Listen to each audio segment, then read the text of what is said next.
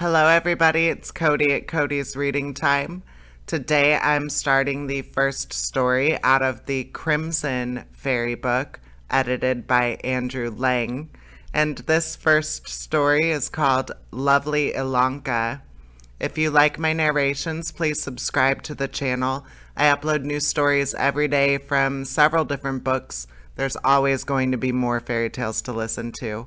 Alright, without further ado, here we go. Lovely Ilonka. There was once a king's son who told his father that he wished to marry. "No, no," said the king, "you must not be in such a hurry. Wait till you have done some great deed. My father did not let me marry till I had won the golden sword you see me wear."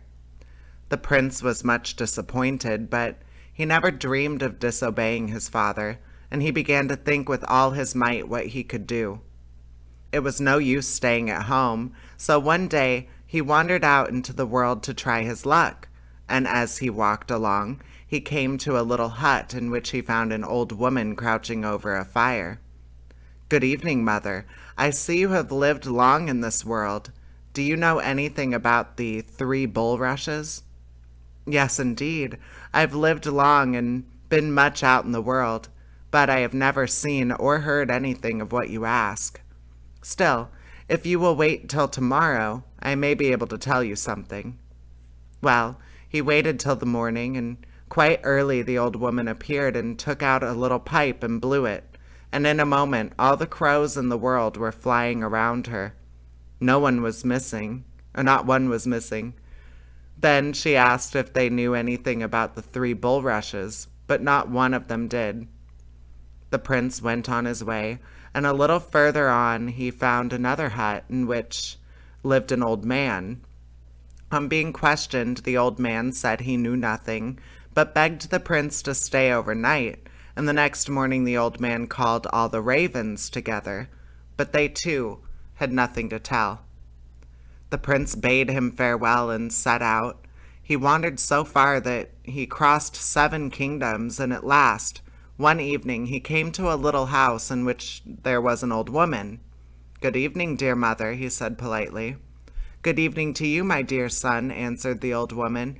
"It is lucky for you that you spoke to me, or you would have met with a horrible death. But may I ask where you are going?" "I am seeking the 3 bulrushes. Do you know anything about them?" "I don't know anything myself, but wait till tomorrow. Perhaps I can tell you then." So the next morning she blew on her pipe, and lo, and behold, every magpie in the world flew up. That is to say, all the magpies except the ones who had broken a leg and a wing. The old woman sent after it at once, and when she questioned the magpies, the crippled one was the one who knew where the 3 bulrushes were. Then the prince started off with the lame magpie. They went on and on till they reached a great stone wall many, many feet high. "Now, prince," said the magpie, "the 3 bulrushes are behind that wall." The prince wasted no time. He set his horse at the wall and leaped over it. Then he looked about for the 3 bulrushes, pulled them up, and set off with them on his way home. As he rode along, one of the bulrushes happened to knock against something. It split open, and only think, out sprang a lovely girl who said, "My heart's love, you are mine and I am yours. Do give me a glass of water." But how could the prince give it her when there was no water at hand? So the lovely maiden flew away. He split the 2nd bulrush as an experiment, and just the same thing happened. How careful he was of the 3rd bulrush. He waited till he came to a well, and there he split it open, and out sprang a maiden 7 times lovelier than either of the others, and she too said, "My heart's love, I am yours and you are mine. Do give me a glass of water." This time the water was ready, and the girl did not fly away, but she and the prince promised to love each other always. Then they set out for home. They soon reached the prince's country, and as he wished to bring his promised bride back in a fine coach, he went on to the town to fetch one. In the field where the well was, the king's swineherds and cowherds were feeding their droves, and the prince left Ilonka, for that was her name, in their care. Unluckily, the chief swineherd had an ugly old daughter, and whilst the prince was away, he dressed her up in fine clothes and threw Ilonka into the well. The prince returned before long, bringing with him his father and mother and a great train of courtiers to escort Ilonka home. But how they all stared when they saw the swineherd's ugly daughter!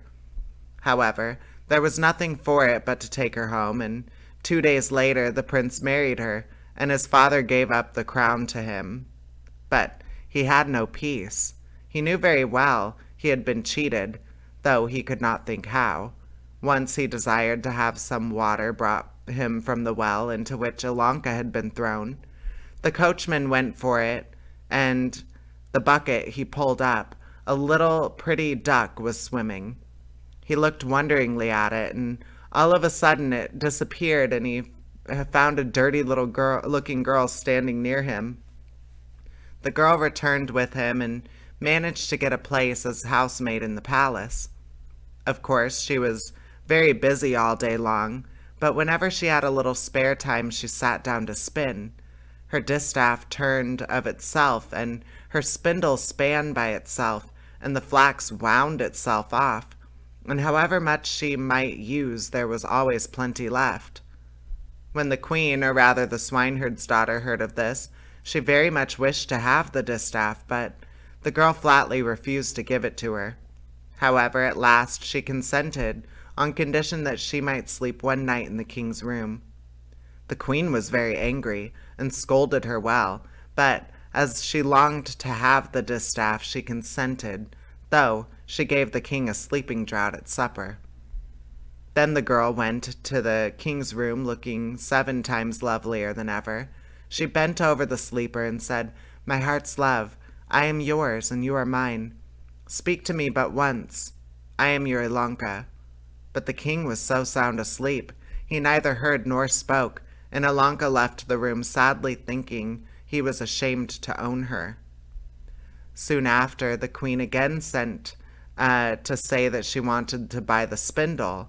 The girl agreed to let her have it on the same conditions as before, but this time also the queen took care to give the king a sleeping draught. And once more Ilonka went to the king's room and spoke to him, whisper as sweetly as she might. She could get no answer. Now, some of the king's servants had taken note of the matter and warned their master not to eat and drink anything that the queen offered him, as for 2 nights running she had given him a sleeping draught. The queen had no idea that her doings had been discovered, and when a few days later she wanted the flax and had to pay the same price for it, she felt no fears at all. At supper that night, the queen offered the king all sorts of nice things to eat and drink, but he declared he was not hungry and went early to bed. The queen repented bitterly her promise to the girl, but it was too late to recall it, for Ilonka had already entered the king's room, where he lay anxiously waiting for something, he knew not what. All of a sudden, he saw a lovely maiden who bent over him and said, "My dearest love, I am yours and you are mine. Speak to me, for I am your Ilonka." At these words, the king's heart bounded within him. He sprang up and embraced and kissed her, and she told him all her adventures since the moment he had left her. And when he heard all that Ilonka had suffered, and how he had been deceived, he vowed he would be revenged. So he gave orders that the swineherd, his wife, and daughter should all be hanged, and so they were. The next day the king was married with great rejoicings to the fair Ilonka, and if they are not yet dead, why, they are still living. And that is the end of the story out of the Crimson Fairy book. I hope you enjoyed it. And please subscribe. I upload new stories every single day to my channel. There's always going to be something more to listen to. All right, take care, everybody. Bye-bye.